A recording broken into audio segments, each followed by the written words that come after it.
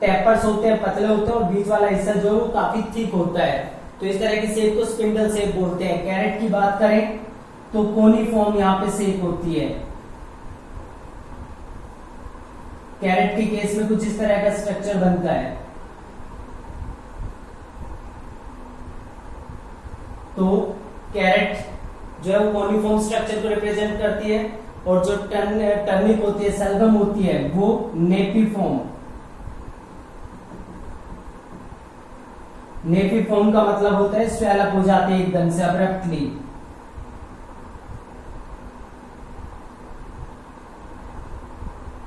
तो ये नेपिफॉर्म स्ट्रक्चर है। तो यहाँ पे जो टैप रूट है वो अपने आप को मॉडिफाई कर लेती है, स्वेल अप कर लेती है फूड को स्टोर करने के लिए।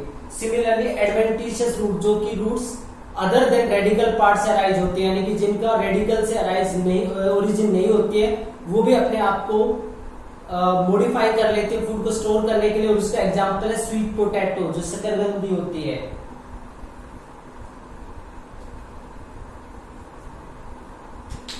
एडवेंटिशियस रूट,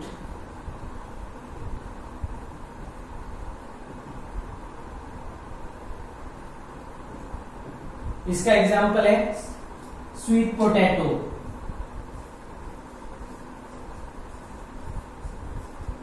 तो जो स्वीट पोटैटो है वो एडवेंटिशियस रूट होती है, और बाकी ये सारे रूट जो है वो टैप रूट होती है। तो रूट अपने आप को मॉडिफाई कर लेती है फूड को स्टोर करने के लिए, ताकि जब प्लांट को जरूरत पड़े फूड की, ये उसको फूड सप्लाई कर सके।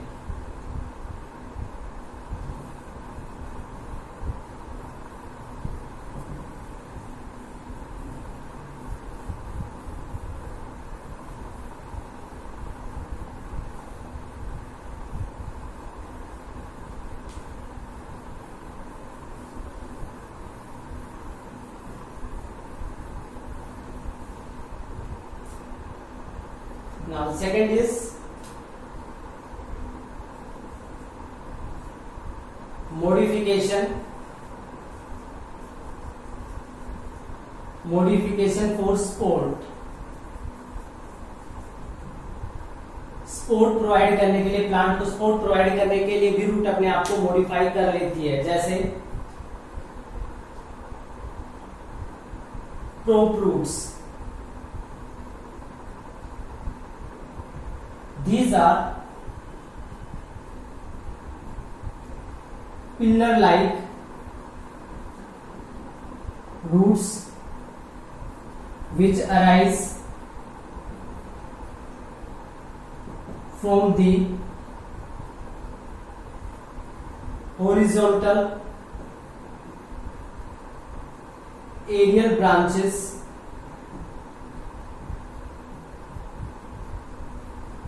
of banyan tree। जो बरगद का पेड़ होता है उससे जो उसके हॉरिजॉन्टल ब्रांचेज होती हैं,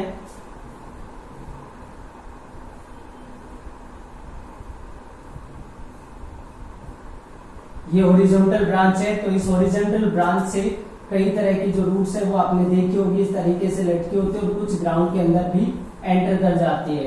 तो ये जो रूट्स होते हैं इनको बोलते हैं प्रोप रूट्स। ये पिलर के जैसे रूट्स होते हैं, जैसे पिलर लगा दिए गए हो।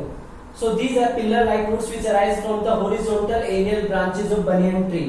तो बनियन ट्री के एरियल ब्रांचेस से अराइज होते हैं, और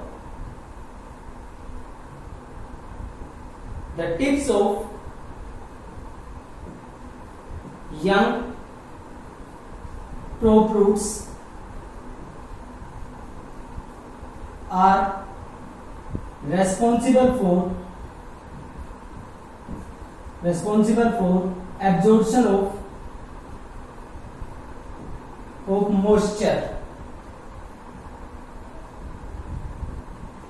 ये जो यंग रूट्स होते हैं उनका जो आगे वाला हिस्सा है वो मॉइस्चर को अब्सॉर्ब करने के लिए रेस्पॉन्सिबल होता है, जिसकी वजह से ये रेडिश कलर की होती हैं। That's why reddish in colour, इसलिए वो रेडिश होती है कलर में। बाद में ग्राउंड के अंदर पेनिट्रेट कर जाती हैं और प्लांट का जो क्राउन पार्ट है, ऊपर वाला जो बड़ा हिस्सा फैला हुआ है, उसको सपोर्ट प्रोवाइड करते हैं और ये काफी थिक हो जाते हैं, बिल्कुल स्टेम की तरह। कई बार तो स्टेम और इनको डिफरेंशिएट कर पाना भी मुश्किल होता है, ऐसा लगता है कि जैसे स्टेम के ही पार्ट होते हैं। तो जो प्रोप रूट है वो सपोर्ट के लिए सपोर्ट का काम करते हैं। दूसरा एग्जांपल यहाँ पे आता है stilt roots.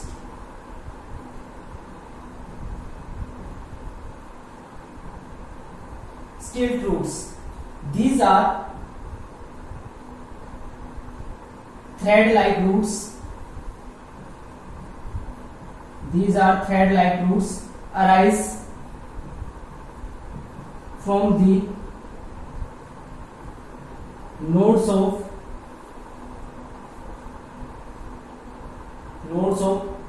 basal part of stem।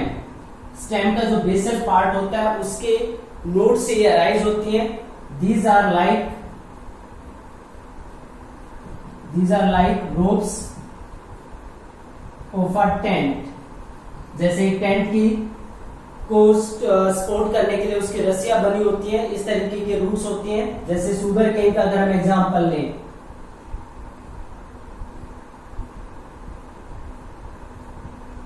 Sugar cane के केस में इस तरह के स्ट्रक्चर बने होते हैं। तो यहाँ पे जो लोअर नोड्स हैं वहां से ही अराइज होते हैं इस तरीके से स्टिल्ट रूट्स। इनको स्टिल्ट रूट्स बोलते हैं। तो ये थ्रेड की तरह, रोप्स की तरह होती है और ये प्लांट को एक्स्ट्रा मैकेनिकल स्ट्रेंथ प्रोवाइड करते हैं। प्रोवाइड एक्स्ट्रा स्ट्रेंथ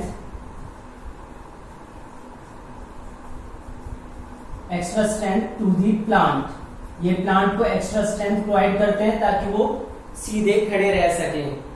तो ये बेसिक टाइप के रूट्स हैं जो सपोर्ट प्रोवाइड करते हैं। तो प्रोप रूट्स होती हैं और इसमें स्टिल्ट रूट्स होती हैं। प्रोप रूट बनियन ट्री के अंदर होती है और स्टिल्ट रूट्स इसके एग्जांपल हैं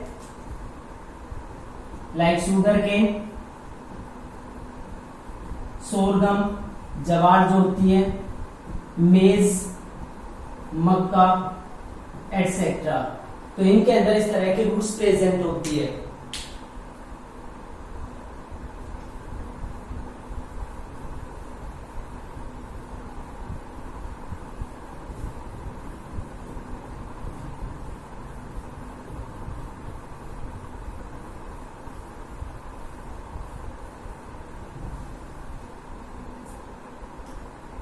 Now third one is modification for respiration। Respiration के रूट्स किस तरीके से अपने आप को मॉडिफाई करती हैं। In some plants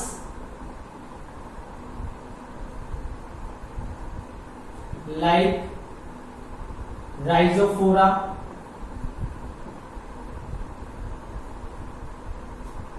सोमरेसिया etc. which grows in marshy lands।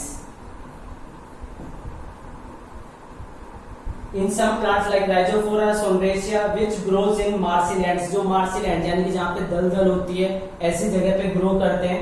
which grows in marshy land, which is deficient, यानी कि marshy land जो होता है deficient in ऑक्सीजन, जो ऑक्सीजन में डेफिशिएंट होता है। तो यहाँ पे होता है क्या, जब ऑक्सीजन की डेफिशिएंसी होती है, some roots that is aerial, some roots arise from horizontal roots and comes out, और बाहर आ जाती है ग्राउंड से। such roots are known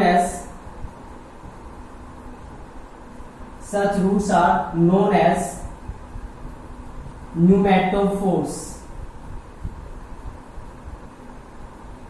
ऐसी रूट्स को न्यूमेटोफोर्स बोला जाता है। the tip part of these roots have lenticels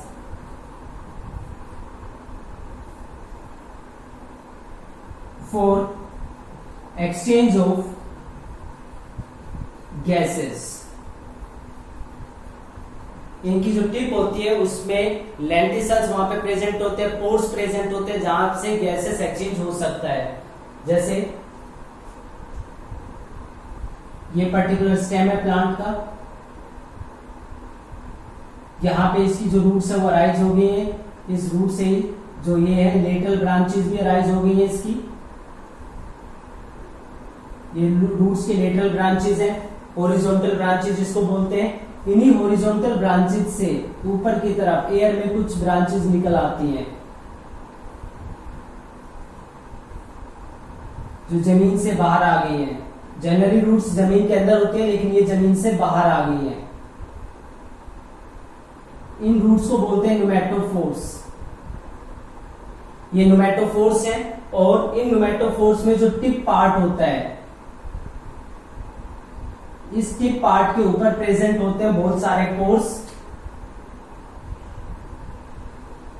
ये जो पोर्स होते हैं यहाँ पे इनको बोलते हैं लेंटिसल्स या पोर्स इनको बोला जाता है. और इनमें से गैसेस एक्सचेंज होता रहता है क्योंकि यहाँ पे पूरी कीचड़ बनी हुई है तो एयर या ऑक्सीजन जो है वो पेनिट्रेट नहीं कर पाती है. तो जो उसकी डेफिशिएंसी है उसको कंपनसेट करने के लिए जो लेंटिसल्स है वहां से एयर में से ऑक्सीजन इनके अंदर चली जाती है और ये अपनी ऑक्सीजन डिमांड को कंप्लीट कर पाते हैं. तो यहाँ पे जो रूट्स है उन्होंने अपने आप को मॉडिफाई कर लिया रेस्पिरेशन पर्पज के लिए. यहाँ पे उनका वाटर अब्जॉर्प्शन या मिनरल कंडक्शन से जो वर्क है या उनका जो वर्क असाइन होता है जनरली उससे ये अलग तरह का काम कर रहे हैं. तो कुछ प्लांट जो राइजोफोरा है, सोनरेसिया है, ये मार्सी प्लांट्स होते हैं, मार्सी लैंड पे ग्रो करते हैं. इनमें जो मार्सी लैंड है वहां पे ऑक्सीजन की कमी होती है तो कुछ रूट्स जो कि हॉरिजॉन्टल ब्रांच से अराइज होती है वो बाहर आ जाती है. इन रूट्स को न्यूमेटोफोर्स बोलते हैं. इनकी टिप के ऊपर लेंटिसल्स या पोर्स प्रेजेंट होते हैं जहां से एयर का या ये कह सकते हैं ऑक्सीजन का एक्सचेंज होता है जिससे ये प्लांट के सर्वाइवल में इंपॉर्टेंट रोल प्ले करते हैं. So that is all about the modification of roots.